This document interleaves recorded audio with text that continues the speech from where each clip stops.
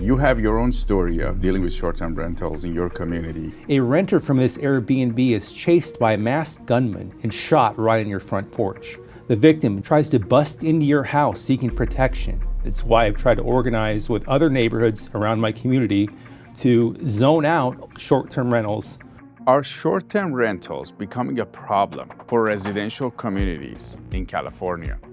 It's totally changed our neighborhood and the dynamics of our neighborhood. A lack of enforcement, a lack of care for the safety of homeowners. If it was a family from the East Coast that wanted to come and see how it is to live in Long Beach for a week or two, these units provide value. Yes, there are bad actors out there, but if you look at the number of noise and nuisance complaints, it's really an anomaly.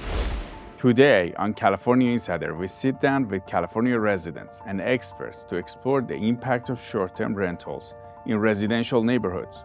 We'll hear both sides of the issue and shed light on the concerns some residents have about short-term rentals in their community. Every unit that was converted to a full-time Airbnb rental cost us $250,000 to $300,000 a year. Airbnb has just provided me the mechanism to continue to pay my property taxes, to manage the ever-increasing cost of living here. Nobody tells you that a short-term rental is going to be popping up right next door to you. It disrupts your entire life. Andy, it's great to have you on. Welcome. Thank you so much.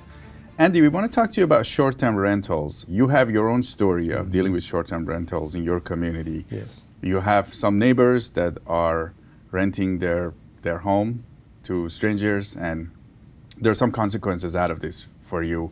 And this is an issue that we've been hearing from different people across the state and in different cities.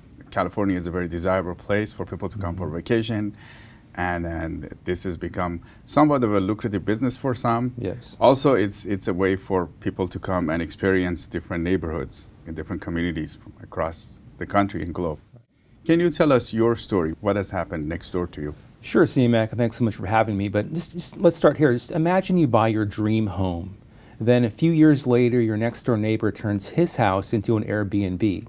And you spend over a year dealing with all kinds of things like loud parties, film shoots, marijuana smoke coming into your house. You call the authorities. They tell you to call a complaint hotline. You do that for a year straight. Nothing happens. Then on one bright, sunny Tuesday morning with children playing outside, a renter from this Airbnb is chased by a masked gunman and shot right on your front porch. The victim jumps your side gate, tries to bust into your house seeking protection. Your house is turned into a crime scene. Your whole family is traumatized. You miss work. And then on the very same night, new renters come into that property. And then your own city government tries to downplay the issue, even though on their own city website, they claim to ensure that short-term rentals do not threaten the character of residential neighborhoods. They do not threaten to hurt the neighboring properties. So that's in a nutshell kind of what happened in my case. It's why I've tried to organize with other neighborhoods around my community to zone out short-term rentals from residential neighborhoods. They frankly just don't belong there. They are hotels, not homes. You mentioned this been happening to you. Can you tell us when was it that you realized this is not working? Well, we'd spent over a year, myself, my wife and I, and the other neighbors having to deal with these continuing parties and loud instances. I mean, just strangers coming in out all the time. The transient nature of the people coming in and out really alarmed. We live in a very peaceful, safe neighborhood. So when this kept happening, we really didn't know at first what it even was. I mean, nobody tells you that a short-term rental is going to be popping up right next door to you. And in California, the houses are very close together. So we can, of course, hear everything that's happening over there. So loud parties going on after 10 o'clock at night. We'd end up going over there and knocking on the door. They don't respond. A very shady element over there. We just don't know who's over there. And so, of course, this was a big concern. So we finally figure out what this was. They tell you to call a short-term rental complaint hotline. So if you call this hotline, you're then told, it should get fixed in an hour. They'll contact the host and it should get fixed. But they can't tell you how many times you have to do that. So you could be calling this hotline indefinitely, and no action was being taken against this short-term rental in our case. So I believe this is happening kind of all over the state where this is allowed. Like if you look up in Los Angeles, they're not even enforcing the code. They're not even issuing citations for this. This has been well documented that they don't allow short-term rentals like this to even operate up there, but they're not enforcing the law. So that's kind of what happened in our case. It just kept escalating. And we even had a conversation with the city attorney 5 days before the shooting, and we warned him, we believe something bad is going to happen here. He basically just said, organize your neighborhood and confront them is what he told me to do. Confront them, which we found just astonishing. Confront the owner? Confront the people staying there, which I ended up doing a number of times, putting my life at risk. I don't know who was there. A lot of young kids But from how other does states. that work? Because there's going to be new people coming Exactly, every time, right? exactly. I don't know if it's a lack of staffing from code enforcement or what the issue is or why these communities are not enforcing the law against these bad operators. So when there would be these parties, was it regularly? It was regularly, yeah. It was happening at least on a monthly basis, sometimes every weekend. You'd have different people in and out, making loud music. And then you would call the police, or Well, sometimes we did call the police. You called the police about the marijuana smoke. They couldn't do anything about that. You're just given kind of conflicting information. We called code enforcement. They say call the hotline. Call my councilman. Call the hotline. Then you end up calling the police. Just think of the burden this puts on the homeowner who's living right next to this, or the street that's living right next to this. It disrupts your entire life. I mean, these are unvetted people. Airbnb itself admits they can't vet who's in these residential homes. And you have other residents that are in your area that are dealing with the same Oh issue, yes, right? many other residents dealing with similar issues. I have a neighbor that lives a few streets down, and she's been telling me that there's been all kinds of issues with the short-term rental operator deceiving them in terms of who was even to be coming into these properties, like putting fake families in for a few days to make it think that your real family is coming in there. 50, 60-person party down near Belmont Shore. People have been dealing with all kinds of issues down there, especially on the coast. There's no enforcement. That's really where it comes down to. The city either isn't staffed or is unwilling to enforce the code when it comes to these things. So that's really where the problem lies, is just a lack of enforcement, a lack of care for the safety of homeowners. You never know who's going to be there. You never know if it's going to be a family, if it's going to be a bachelorette party, birthday party, Easter weekend celebrations, or anything to do with any events that are happening in the county. So every week you have limousines pulling up, wine country, party buses. It's totally disruptive. It's not conducive to having a normal family life. I don't know anybody else that has 16 people staying next to them or living next to them. We're impacted by noise. We're impacted by fear of safety, that we're not sure who comes in, not normal neighbor behavior. Usually on a Sunday morning, you don't have a bachelorette party next to you in the hot tub at 8 a.m. drinking champagne and telling explicit stories of their sexual encounters with as many boyfriends as they have had. You don't have strip beer pong next to you. You don't have those type of neighbors. You don't have foul language all the time. It's totally changed our neighborhood and the dynamics of our neighborhood. Regarding the complaints from homeowners who have dealt with disruptive parties and safety issues, we reached out to Airbnb for a response. And here is what they have to say. The vast majority of hosts and guests on Airbnb are responsible neighbors and travelers, and issues are rare. Airbnb continues to invest in industry-leading tools and resources for our hosts, guests, and local communities to promote safe and responsible travel. Next, we sit down with Jean Young, who has been a host for over a decade in Long Beach. She'll share with us a different perspective on short-term rentals. I've been a host for over a decade, and I've lived in Long Beach for 35 years. I love my house. It's a very retro 50s modern house with a U-shaped open plan form. I love the neighborhood and the community. My neighbors know that I Airbnb. In fact, I get a lot of guests from my neighbors because they have their kids or their grandkids who are coming into town and they need a place to stay and they can't accommodate them. I try to be an exemplary host, a very good host, So I communicate with my neighbors what's going on. I feel like my presence there, instead of me selling my house and leaving California, I think I contribute to, or Airbnb helps me contribute to neighborhood stability and vitality, because you want residents that are invested in the community to stay there, you know. You don't want them to leave like so many others have done out of the state. So yes, there are bad actors out there, and I think the city recently strengthened enforcement, and they're working with Airbnb to delist the bad actors. But we had one unfortunate incident in late December with a shooting at an Airbnb property that got neighbors really very riled up and concerned, as they should be. But if you look at the number of noise and nuisance complaints, it's really an anomaly. It's a one-off. It's not an everyday occurrence. Most people coming here are tourists or they're travelers. They have an intent and purpose. I get a lot of travel nurses, locum tenens physicians, physical therapists, people who are here for an internship or a residency, you know, as well as tourists. And so the likelihood of causing noise and nuisance complaints is rare. From what it seems like, it's your house, you care about it. And you make sure that the guests that come, they follow the rules and follow your house's rules, which means your community's rules. There seems to be some players where they have guests that pretty much don't care. And probably they're trashing the homes too. So what are your thoughts on that?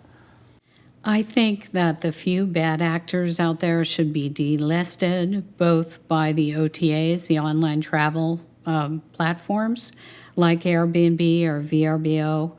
And I think the city has strengthened recently enforcement to really pinpoint the bad actors, especially if there's any act of violence on the property, that they need to immediately be delisted and banned from the platforms.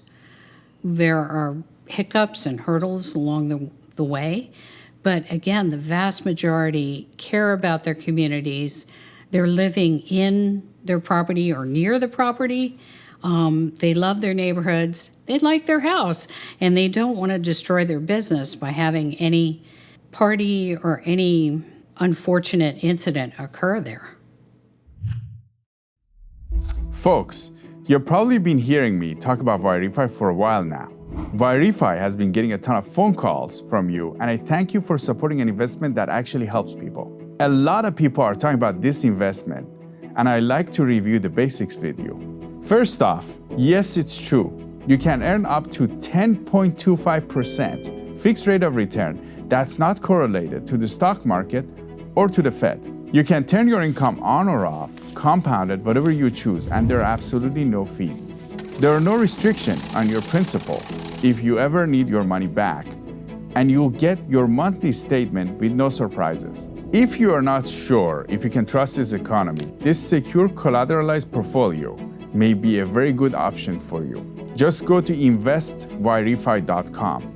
That's invest, the letter Y, then refi.com. Folks, I take my endorsements very seriously. If you're looking for a solid investment that helps people, contact my friends at Yrify and then tell them Siyamak sent you. Now let's go back to the interview. Now, is there a difference between hosted ones and unhosted ones? We don't really know how many truly hosted versus unhosted there are. The city claims that there are 616 unhosted throughout our city, and the rest, up to 800 cap, is hosted. So we don't know, but it seems like the majority of these are unhosted, because just think about it. What tourists want to go live in a house with the person living there, next door to them in the next room? Doesn't make much sense for a tourist to want to go live somewhere if you know that the person who owns the house is staying with you. I mean, it just makes a little sense that they'd want to do that, but that's why the majority of these are unhosted. The hosted ones is where the owner has to be their primary residence, and they have to live there, so it's maybe like kind of a home sharing thing. Unhosted is, again, nobody's there. You do whatever you want. I mean, there are investors going out and swooping up properties throughout the entire country, actually. This is just a California issue. This is happening in Texas. This is happening in Arizona, Florida, New York. New York just to really crack down harder than there. And then the city of Long Beach, they go, well, in order to get one of these out, you have to do what's called a petition. This requires you to, as a homeowner community, come up with over $1,000, go around to your entire census tract, which could be anywhere from 800 to 1,000 homes, and get them all to mail back a form that says, I don't want an unhosted short-term rental in my neighborhood. Now, for you guys to organize for you, you have to come up with $1,000 and then go and find 1,000 people to mail in. However big your census tract is, my census tract was almost 800 homes. So I have to get at least 400 or so to mail it back. And most people, they'll look at a piece of mail from the city that says code enforcement, they'll just throw it in the garbage. So how are they going to know what this is even for? Or if it doesn't affect them directly, like it affects the person right next door to it, yet I have to now lobby somebody 3 miles down the street who maybe doesn't have the issue. It's a very difficult proposition to do, and none of these petitions have ever passed before in Long Beach. There have been 3 that have been done previously. None of them have passed. We don't know why. So look at the time and effort that this requires of the homeowner. You're out flyering all the streets, making them know, hey, this is coming. Please, please mail it back. A lot of these operators they're able to operate more than one under either an LLC or an investor. I hear this story a lot, that a lot of these people they're swooping at different properties and they'll have a different owner or a different manager for each one. So it's like there might be one top investor and then they've got 3 or 4 others underneath them that are operating this chain of hotels really in these neighborhoods. So it's a big issue that's happening everywhere, not just Long Beach, everywhere this is happening. They're coming in, they're taking up these homes, they're turning them into short-term rentals because to them that's a profit machine. It's not a mechanism to keep communities safe. Then the argument is, well, they're bringing tourism money into the city and all that. It's like, well, you probably more probably have a real family there 24/7, 365 days of the year, going to the church, going to schools, going to the shopping malls, or whatever. I don't really buy that argument that the tourism that you're expecting every weekend, new tourism come in, and that's going to provide you more income than a stable family that uses the services year round in the community. So to me, that's kind of a weak argument, but people can debate that. About 5% of the housing stock had been given over to full-time tourist accommodations. And that was not only a problem for the housing shortage, but the city's chief economist ran the numbers and determined that every unit that was converted to a full-time Airbnb rental cost us $250,000 to $300,000 a year in lost economic activity, because tourists don't spend money the way residents do.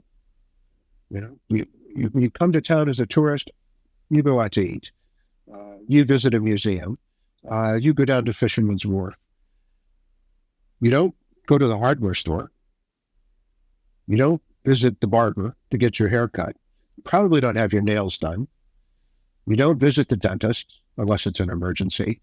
So all the services, the businesses that support residents are impacted negatively when units are converted to tourist accommodations. It was costing the city billions of dollars a year in lost economic activity. Regarding the economic impact that short-term rentals have on the community, here's what Airbnb shared with us.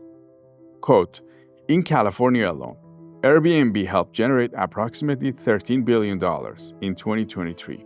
Direct and indirect economic contributions supported by travel on Airbnb in California in 2023 include nearly $4 billion in tax revenue, including more than $212 million in tourism taxes collected and remitted by Airbnb on behalf of hosts in California.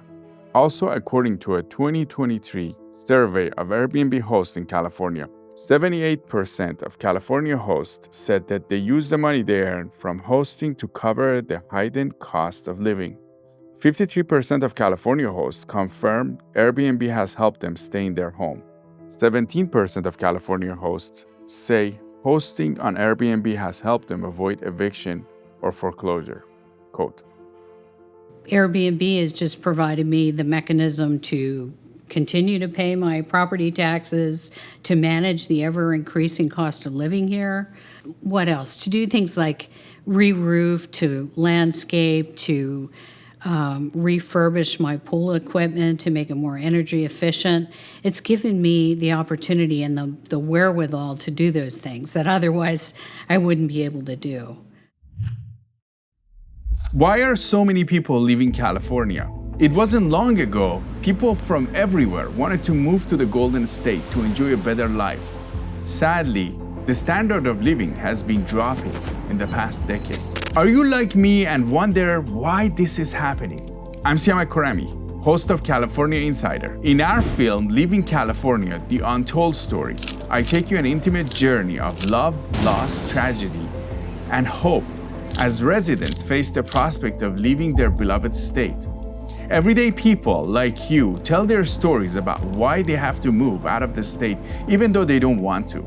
Experts and policymakers also give insights about what's happening behind the scenes. Together, we get to the root cause of this exodus. Go to leavingcalifornia.com to view the first 15 minutes of the film for free. By watching Leaving California, you can be part of the solution. Again, go to leavingcalifornia.com. You know, from the consumer's perspective, when we travel, somebody might want to come and experience your neighborhood. If it was a family from the East Coast that wanted to come and see how it is to live in Long Beach for a week or two, in that these units provide value as long as they are not hurting the community. Right. That's what a hotel is for, not a safe family neighborhood. I mean, a lot of the people we encountered, people from out of state, just want to party it up. I mean, they have no connection to the neighborhood. They have no care for how the neighborhood operates. They just want to come and have loud parties. I mean, that to me seems more likely than just random families wanting to come and experience a residential neighborhood. And you guys have had conversations with your city council, right? Yes. What's the feedback? Feedback there is we don't believe there's really that big of a problem. There's maybe one or two bad operators that don't respond. We'll try to deal with those. They see nothing wrong with the petition process. They don't seem to be really understanding what the issue is.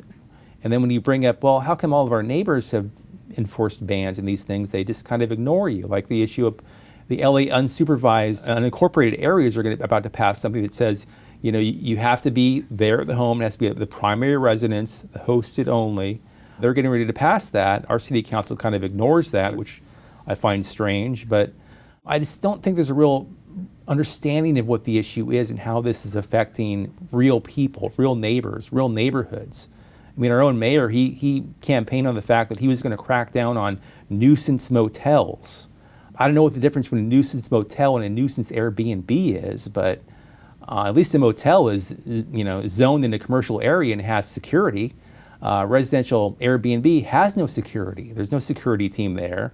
Anything could happen. Anything can go on. You're trusting these investor operators, these LLCs, to be able to properly vet who's in these places. Have you contacted the owner of this Airbnb next door, and have you had any conversations with them? What's their take on all this? Here's what happened when I texted the man when this all went down on my front porch. He didn't show up, didn't ask if we were still alive. He went on about his capital gains taxes and how he wishes he could get a family in there, but he's worried about squatters, landlord rights, things like that. He really never talked to us, never called us, never texted us back. Just was all about thinking that the Airbnb host needed to do a better job, was his response to us. And do you have any thoughts for solutions for this? There's a lot of solutions we will propose at the Long Beach Safe Neighborhood Coalition, like, you know, hosted only. Let's start there. If you can't ban it, make sure that it's the primary residence only of the person there, so they have to live there. You know, try to enforce that. Get rid of this petition process. There's many things that a community can do to, you know, improve this situation. I mean, we have a whole list of things we were proposing that we think would be helpful. Just take the lead of other cities like Garden Grove, like Santa Monica, like Irvine, like all kinds of other communities have really taken this issue seriously. So there's a lot of solutions out there. There's software companies like Granicus.com that can track these things to see where the, you know, illegal operators are doing business. So you're making the citizen have to police all these bad operators. And really, what homeowner wants to do that? I mean, everybody lives a busy life. This takes up so much time out of your life. We dug into it a little bit and discovered most of these short-term rentals were illegal. It was not legal to rent a residential unit for less than 30 days in San Francisco, but nevertheless, this was going on. It wasn't going on just in San Francisco, it was going on all over the country and indeed all over the world. So we assembled a coalition of rather interesting interests. We brought the hotels and the hotel unions together. We brought tenant organizations together with landlord organizations, advocates for seniors and the disabled, and neighborhood groups from both the east side and the west side of the city. And if you know San Francisco, the east side is considerably more liberal than the west side. And we began agitating at the Board of Supervisors for some effective regulations on these short-term rentals. The board passed an ordinance that said if you want to do a short-term rental, it can only be done in your primary residence.